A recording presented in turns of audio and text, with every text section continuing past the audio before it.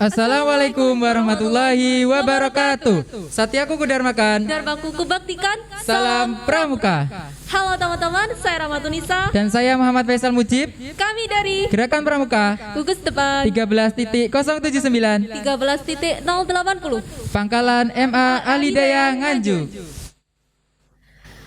Oke teman-teman, pada podcast perdana kami kali ini, kami sudah bersama seorang pembina pramuka dari pangkalan kami.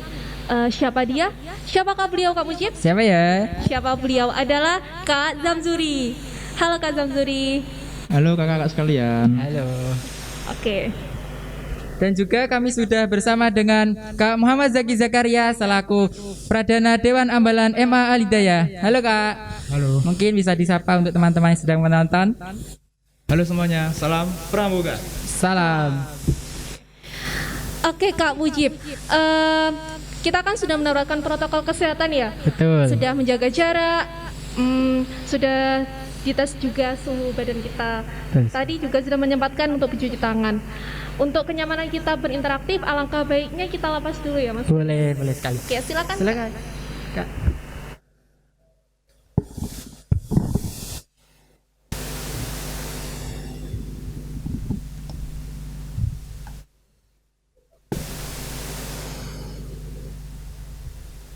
Oke. Untuk Kak Zaki, gimana nih kabarnya? Alhamdulillah baik. Tapi sebelumnya gini ya kak, saya mau mengedukasi semuanya ya. Ini sebagai tugas setiap pramuka untuk sekarang menjadi duta perubahan perilaku. Untuk penggunaan masker selama untuk masa-masa sekarang itu yang benar itu pertama masker medis, baru masker kain. Jadi nggak boleh satu, karena varian virus sekarang menjadi bermutasi menjadi varian virus Delta. Ya kak, mungkin untuk penggunaan di apa tuh di luar kita harus menggunakan dua masker tersebut. Berlapis gitu ya Kak berarti? Ya kak, betul. Itu menjadi apa ya?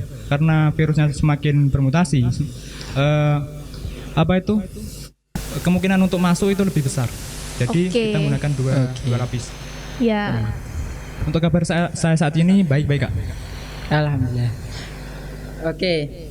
Kalau boleh tahu, ini kan kakak selaku Pradana Dewan Ambalan ya. Mungkin untuk rencana kedepannya untuk ambalan kakak mungkin bisa diceritakan. Untuk ambalan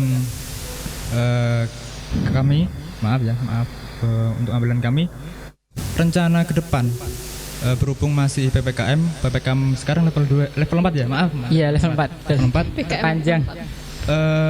Kemungkinan ada tatap muka, tapi sebentar. Untuk mungkin beberapa pekan ke depan kami melakukan kegiatan penerimaan tamu ambalan. Itu kak. Oke. Oke. Kalau Kak Zam, gimana nih kabarnya nih? Alhamdulillah baik selama ini ya. Ya, meskipun pandemi seperti ini, ya alhamdulillah dari saya pribadi masih bisa menjaga kesehatan. Ya, Terus kemarin alhamdulillah. juga, alhamdulillah sudah vaksin yang pertama. Sama. Iya. Oh, baru yang pertama gitu. Iya, yang baru pertama. Nanti yang kedua mungkin tanggal 29 Agustus. Bulan depan. Iya, bulan depan. Ya ini salah satu ikhtiar kita untuk melawan wabah seperti ini. Iya. Gini, Kak Zamzuri kan di sini tuh sebagai pembina pramuka ya. Iya, benar. Tentunya itu dulu itu juga pernah aktif di pramuka juga. Kalau boleh tahu, bisa ceritakan pengalamannya selama aktif di pramuka itu apa saja gitu untuk teman-teman. Oke, ini kalau ceritanya panjang nggak apa-apa ya. Enggak apa-apa dong. Sambil Lebih apa baik. ya. Ini sebenarnya saya mulai aktif di pramuka, maksudnya aktif secara sukarela. Ini sejak Alia MA ya. Itu waktu kelas 3. Nah, itu sebelumnya sebenarnya masih ada apa ya istilahnya ya. Kalau dulu kan sering ya masih ada unsur dipaksa gitu loh. Dipaksa sama sekolah. Ini waktu MI, waktu SMP, terus waktu Alia pun juga masih ada terkesan bahwasanya ikut pramuka itu adalah wajib. Nah, pada Pemaksaan dasar gitu iya ada unsur dipaksa gitu ya. Iya. Makanya belum ada jiwa-jiwa pramuka di hati saya gitu. Nah, ya mau nggak mau saya juga harus ikut. Ya lama kelamaan ternyata nyantol gitu lah, nyantol. Asyik. Iya kok enak ya, kok asik gitu ya. Kok banyak sekali pembelajaran yang dapat saya ambil di pramuka. Nah selesai itu kelas 3 saya sudah mulai aktif di situ. Nah termasuk saya juga membantu menjadi pembina di salah satu sekolah dasar di Nganjuk sini. Ya. Terus kemudian saya lanjutkan lagi ikut kepramukaannya ketika saya kuliah, ya mulai dari semester 1 itu. Semester 1 saya aktif sampai lulus pun, pasca lulus 3 bulan kalau nggak salah itu masih aktif juga. Mas ya. Dan kegiatan-kegiatan yang saya ikuti juga sangat banyak. Ya lumayan banyak. ya seenggaknya sudah banyak pengalaman yang saya dapatkan di pramuka. Ya khususnya ketika saya kuliah. Dulu kan namanya Racana. Ya kan. Iya. Kalau masih aliyah namanya Ambalan. Ya, kalau nanti sudah kuliah mungkin kalian mau melanjutkan ke kuliah terus mau meneruskan berkegiatan di pramuka nanti bisa, ya? namanya Racana. Oke. UTM dulu saya Bangkalan. Oh, Madura ya? Madura benar sekali. Saya aktif di situ. Oke, gini Kak, menanggapi situasi yang seperti ini ya, di mana pandemi yang terus meningkat tentunya, ini menjadi hal terberat bagi seorang pramuka yang biasanya kita bebas melakukan kegiatan, dan sekarang kita dipaksa untuk berkegiatan di rumah secara terbatas. Akhirnya kita bingung mau ngapain. Nah, dalam situasi seperti ini, bagaimana sih cara kita agar bisa tetap produktif untuk berkreasi di kegiatan, atau hal positif apa sih yang bisa kita lakukan selama pandemi ini? Siapa dulu ini? Saya dulu. Kak Zam dulu. Oh, Kak Zam dulu. Banyak sebenarnya yang dapat kita lakukan. Kan di pramuka juga menuntut untuk selalu produktif dalam berkegiatan, ya kan, selalu kreatif, selalu inovatif. Meskipun kita tidak bisa berkegiatan secara tatap muka, tidak bisa berkegiatan di luar dengan teman-teman mestinya Terbatas. ya sangat terbatas ya, sangat terbatas. Apalagi saat ini kan masih PPKM level 4 ya kan katanya. Iya. Sampai kapan lagi? Sampai 2 Agustus ya. Ya, nggak salah. Diperpanjang. Kalau kita diem saja di rumah, nanti nggak bakalan meningkat kualitas kita gitu loh. Ya mau nggak mau kita harus lebih produktif lagi, meskipun kita kerjakan di rumah ataupun kita kerjakan dengan sangat terbatas. Hal-hal yang bisa kita lakukan tentunya sangat banyak. Kalau di pramuka kan nggak hanya yang kita pelajari ya kan, nggak hanya keterampilan pramuka saja sebenarnya. Kan nggak hanya PPP atau yel-yel, kan ada banyak sekali yang bisa kita lakukan di pramuka gitu loh. Ya, termasuk membuat hasta karya misalkan, atau membuat kayak semacam konten-konten kan bisa juga. Yang mungkin nanti diposting di media sosial kan kayak gitu. Instagram gitu, Iya, Instagram, YouTube, Instagram, Facebook, TikTok. YouTube. Banyak sekarang anak TikTok. Iya, anak muda sekarang ya banyak sekali lah fasilitas-fasilitas yang dapat kita gunakan untuk tetap produktif di dunia pramuka. Ya seperti halnya materi-materi pramukaan tentu dapat kita pelajari melalui internet. Wah, sudah banyak sekali itu. Ya di YouTube sudah ada banyak sekali, di media sosial banyak sekali yang menyediakan konten-konten atau materi-materi tentang kepramukaan. Banyaklah yang dapat kita lakukan pastinya. Mungkin Kak Zaki bisa menanggapi dari apa yang Pak Kak Zamzuri sampaikan.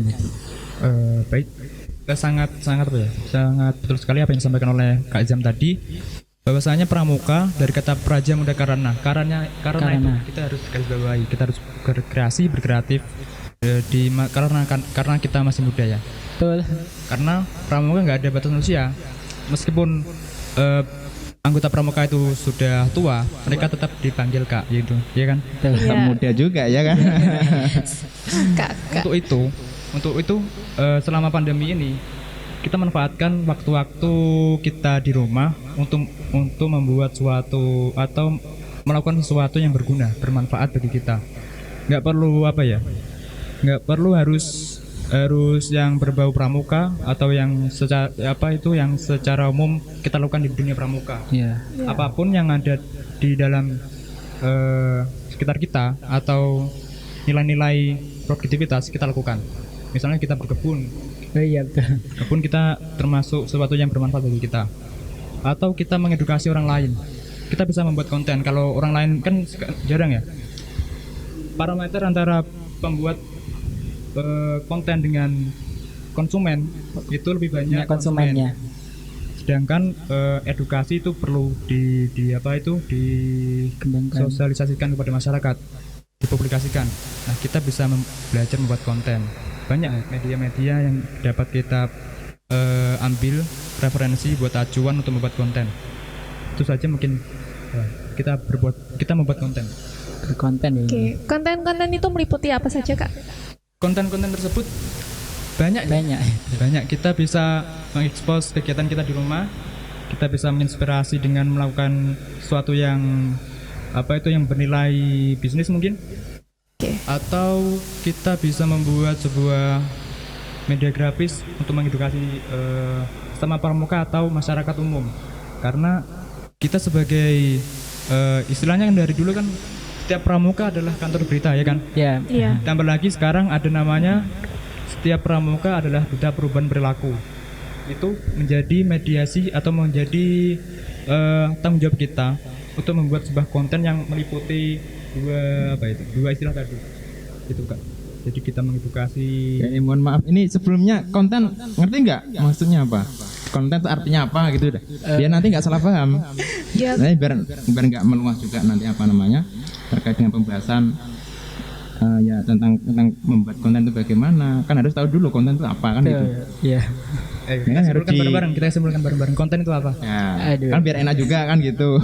Sama-sama belajar juga ya. Iya. Konten itu hal yang bisa diposting gitu ya? Iya. Hal yang bisa diposting. Kalau Kak Mujib apa Kak Mujib? Kalau Konten itu. menurut saya suatu hal yang mungkin dapat dihasilkan. Yang dapat dihasilkan. Iya.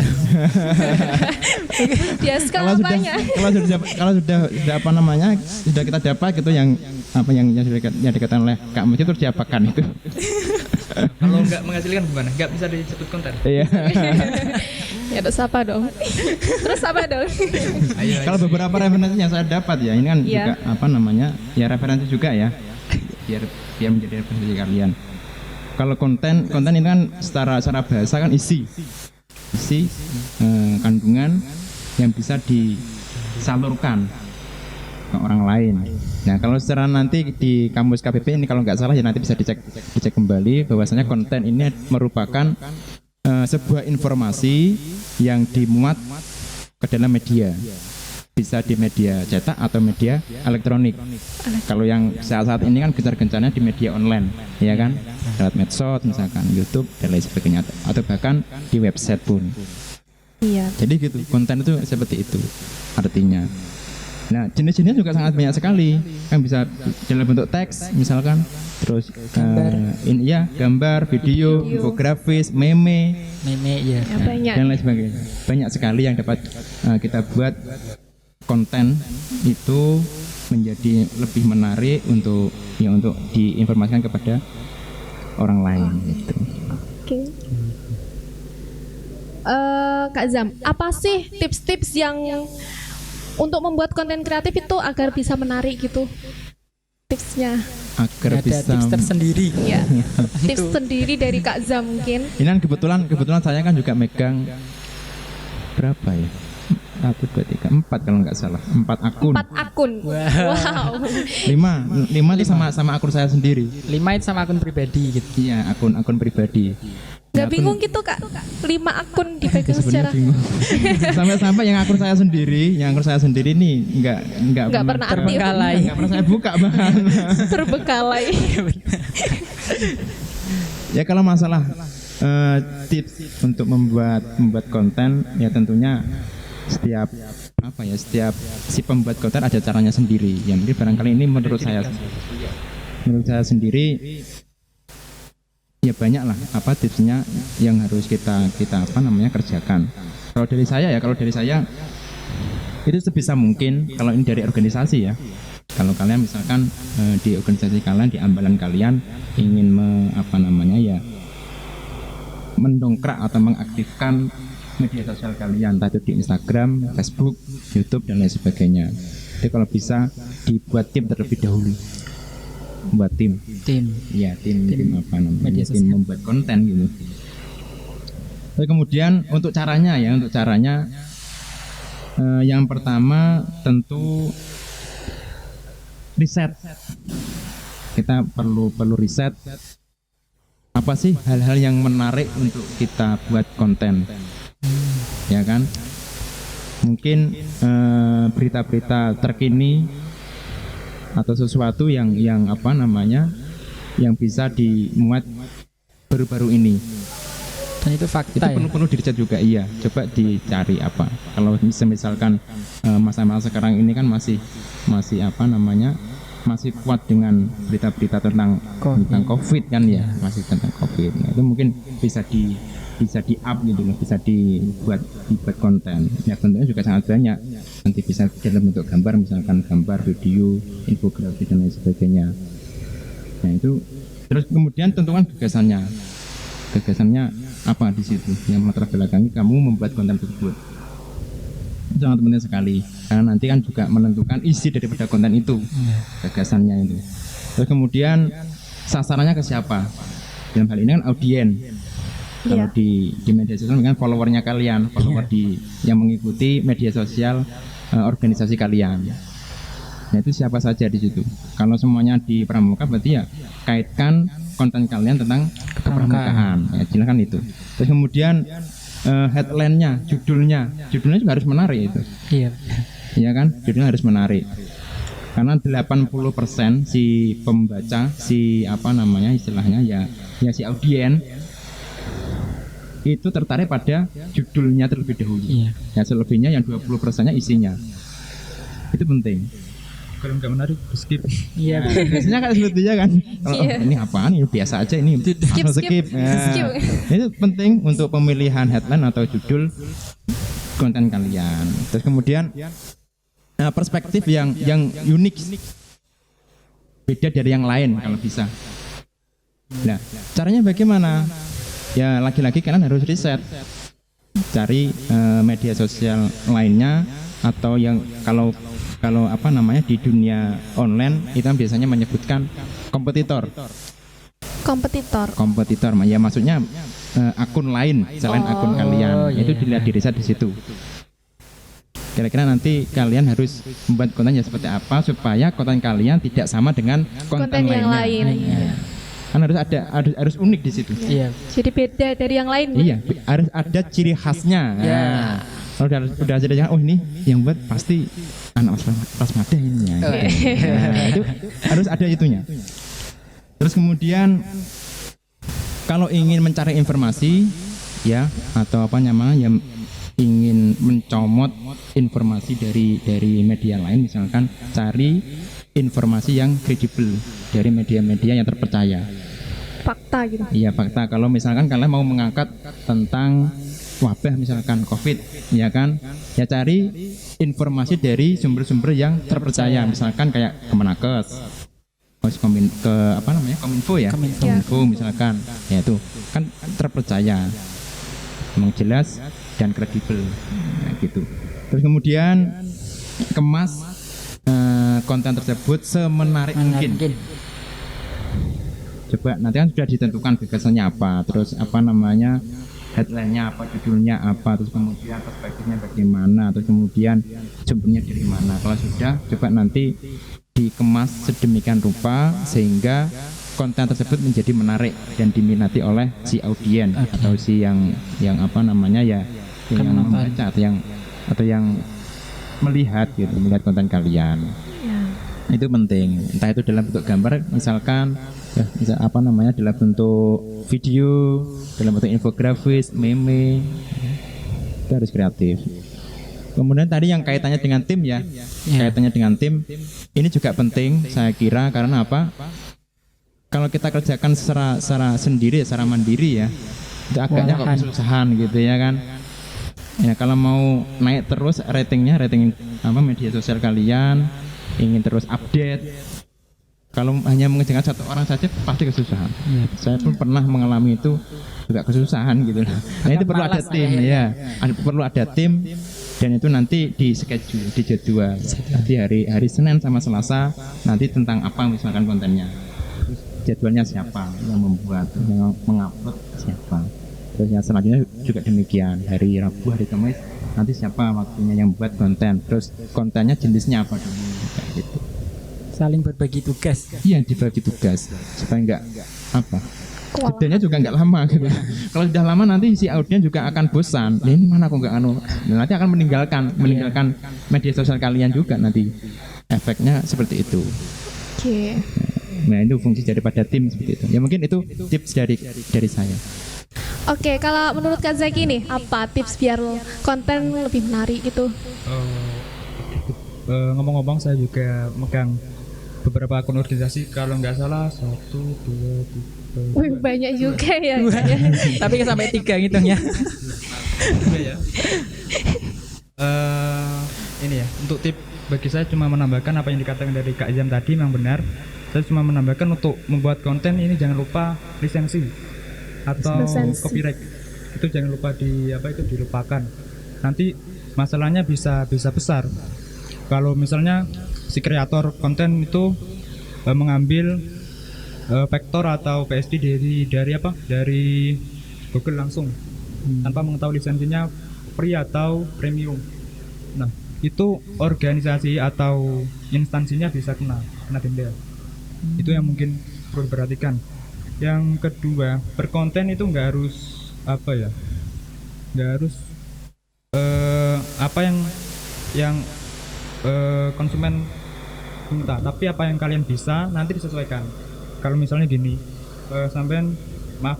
Anda atau kakak-kakak sekalian bisanya mengenai fotografi, dibagi tugas bulan ini uploadnya fotografi, nanti yang bisa vektor atau ilustrator itu upload pada minggu atau hari apa. Jadi bener apa yang dikatakan Azam, kita buat tim, nanti tugasnya beda-beda. Bagi tugas gitu. Iya kan. Itu mungkin yang dapat saya tanggapi mengenai tip-tip mengenai membuat konten. Oke. Terus juga itu Kak menambahkan isinya ya, isian juga penting. Dan nanti untuk kalau utamanya untuk membuat tulisan yang dalam bentuk tulisan teks, yaitu buat bahasa yang semenarik mungkin Biar nggak bosan nih tapi juga harus melihat audiennya tadi, follower yang misalkan di medsos kan ada followernya, pengikut kalian di media sosial itu kebanyakan dari unsur mana dulu. Dari kepermukaan ya berarti gunakan juga harus tahu gitu ya. Iya, bahasa-bahasa yang nggak jauh-jauh dari kalau anak zaman sekarang ya sesuaikan dengan zaman sekarang. Misalkan anak zaman sekarang pakai bahasa yang seperti apa kan gitu. Kalau di media sosial ya ini ya. Kalau audienya punya pramuka berarti kontennya juga kalau bisa lebih banyak yang konten-konten pramuka. Oke Kak Zam, bagaimana sih cara kita untuk mendorong para anak pramuka gitu biar lebih aktif berkonten? Berkonten ya. Mendorong. Ini sebenarnya yang mood-moodan. Iya ya kan. Tergantung mood Ya, gitu. tergantung maksudnya ya tergantung juga apa istilahnya ya. Individu. Tapi kalau emang sudah passionnya ya pastinya seru. Iya. Kalau emang sudah passion Ya mereka enak ya pasti enak juga kalau sudah enak terus. Iya. Kalau yang setengah-setengah pasti mut-mutan. Ya untuk menciptakan anak-anak yang untuk ya bisa berkonten ya, misalkan yang bisa berkonten ya tentu pertama hal yang harus dilakukan ya mengedukasi bahwasanya konten juga sangat penting. Karena apa? Karena ya emang untuk menguatkan kualitas untuk berliterasi ya kan, menambah wawasan juga kalau berkonten itu. Nah ini tentu perlu ada edukasi, perlu ada pelatihan untuk anak-anak supaya produktif dalam membuat konten. Nah, beberapa kali di pangkalan kita ini sudah melakukan beberapa pelatihan juga kan. Nah, tentang caranya bermedia sosial bagaimana, bijak bermedia sosial, terus lawan hoax dan lain sebagainya. Nah, mungkin hal yang perlu dilakukan yaitu untuk mendorong anak-anak supaya produktif untuk membuat konten, ya utamanya di media sosial. Nah, untuk selanjutnya mungkin barangkali juga itu tadi coba untuk yang sudah apa istilahnya ya sudah mahir di masalah perkontenan ini bisa membuat tim, mengajak temennya misalkan untuk bisa bergabung, belajar bersama-sama untuk membuat konten. Oke. Baik, terima kasih Kak Azam dan Kak Zaki telah meluangkan waktunya untuk ngobrol bersama kami, untuk memberikan banyak informasi dan ilmu pengetahuan kepada kami dan teman-teman semua yang sedang menonton. Dan tentunya semoga bermanfaat. Amin. Oh ya, saya juga terima kasih banyak telah diundang di sini. Saya juga jadi sangat-sangat berterima kasih. Sama-sama Kak. Ini acaranya sangat luar biasa sekali. Saya harapkan untuk kedepannya bisa ya terus ada. Oh ya pasti dong, pasti. Dan terus berkualitas tentunya. Amin. Oke, sampai jumpa di lain waktu. Wassalamualaikum warahmatullahi wabarakatuh. Salam Pramuka.